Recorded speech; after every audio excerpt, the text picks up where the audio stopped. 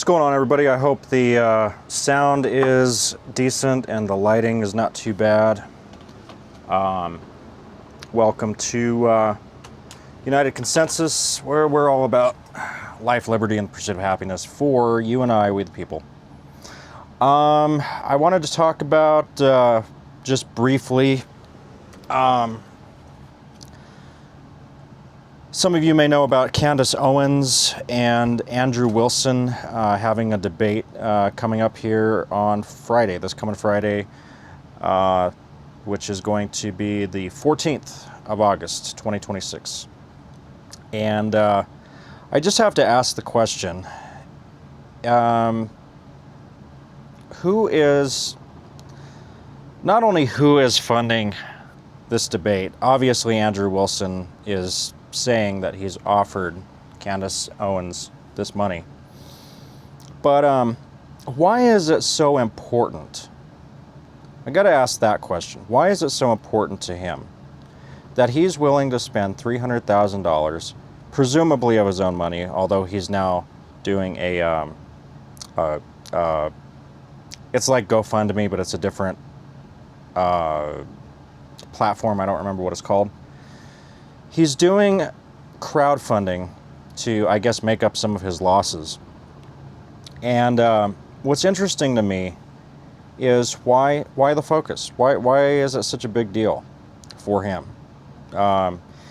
He talks about that he's not affiliated. Well, he says he doesn't work for TPUSA, but he is affiliated with them. And by that, I mean that he was contracted by them to teach their students or their people to teach them how to debate. And if you've ever seen Andrew Wilson debate, well, I don't think they either they didn't pay him very much,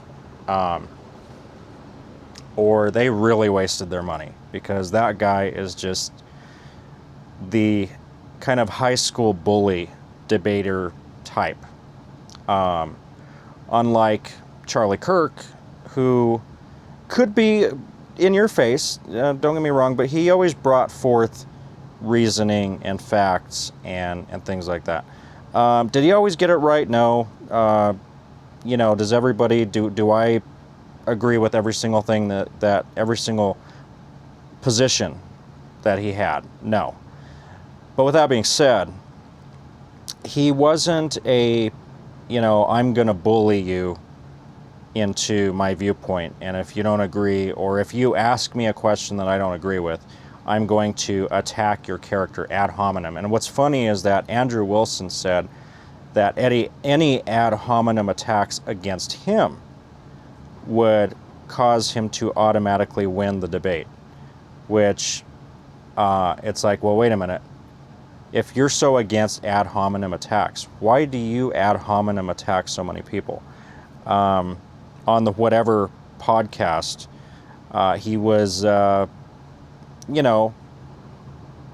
speaking against a certain girl that was there. She's has a different lifestyle. You can probably guess what it is, and he's arguing against that lifestyle, which is fine. I've got my opinions as well as far as that lifestyle goes. But when she came back to him, because he's talking about, like, when you're arguing certain things and you're presuming to hold a moral superiority, she comes back at him and tells him about that his wife has been married more than once and has 3 baby daddies, as she put it, and he just starts yelling and whatever, and won't let her finish the question, won't let her finish any statements or questions, starts attacking her character. And it's like, come on, dude, like, at least answer for yourself. Answer for yourself, man. You know what I mean? You don't have to. I'm not saying he had to agree with her. I'm not saying that, he didn't have to agree with her, but he resorted to cheap shots. And that's what this guy does. And if you're resorting to cheap shots, if you're resorting to being the loudest one in the room, it does not mean that you automatically win the argument.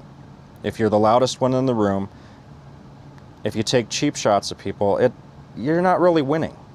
And people can see through that. People can see right through somebody who is obviously losing an argument and they raise their voice to a ridiculous level, or they start taking cheap shots at somebody's character. And then to come back and say, oh, well, no cheap shots at me. Oh, no, not for me. For you, but not for me. That's the type of person that Andrew Wilson, allegedly, in my opinion, is.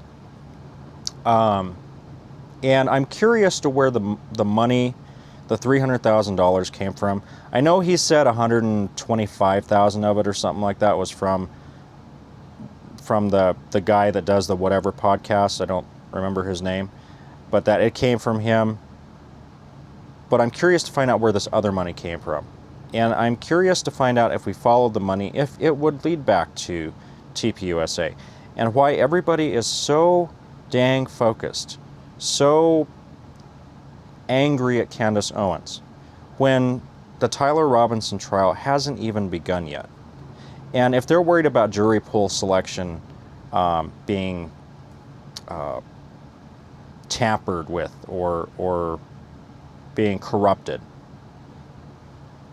why is anybody saying anything?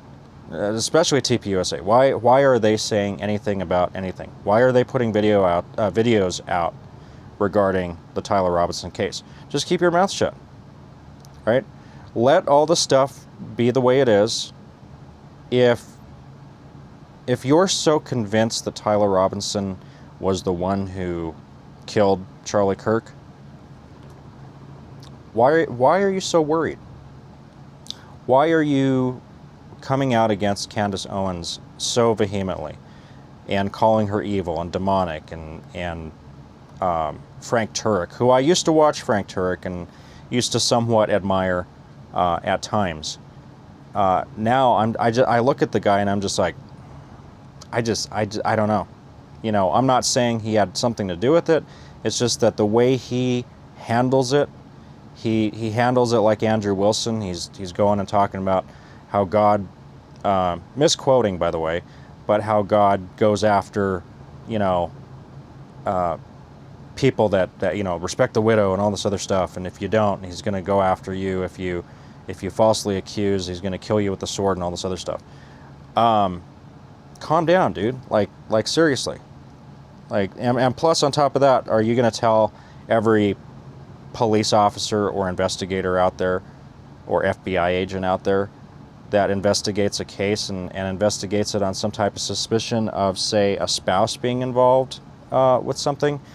Does that mean that they're demonic and evil and God should go after them with the sword? I mean, a lot of that just it's not making any sense to anybody. And this whole Andrew Wilson debating Candace Owens thing is going to be interesting. I'm definitely going to watch it, because I feel like there's something more to it than that, obviously. But I feel like there's this big push to discredit Candace Owens because somebody's hiding something. That's how I feel, allegedly. My opinion. Not saying that that's fact. There's a whole bunch of different things that could be at play here. I'm just theorizing. A person who's investigating a case will throw out all kinds of theories, some of which make no sense if you've ever been in a courtroom. There are many theories that are kind of like, I don't know. But then, sometimes truth is stranger than fiction. So, this is going to be interesting to say the least. But again, I have no legal opinion. I have no, this is just my opinion. But I'd be interested to follow a lot of the money that's getting thrown around for some of the stuff that's going on. And also interested to find out why UVU canceled the 1 year anniversary memorial that was supposed to take place on September the 10th, I believe it is. September the 10th or somewhere around there. So anyway, guys, just a quick little thing. Hope y'all are doing well. I appreciate everybody who has subscribed, and any future subscribers, likes and shares, always appreciated. Let me know what you think down below, and well, we'll see you next time.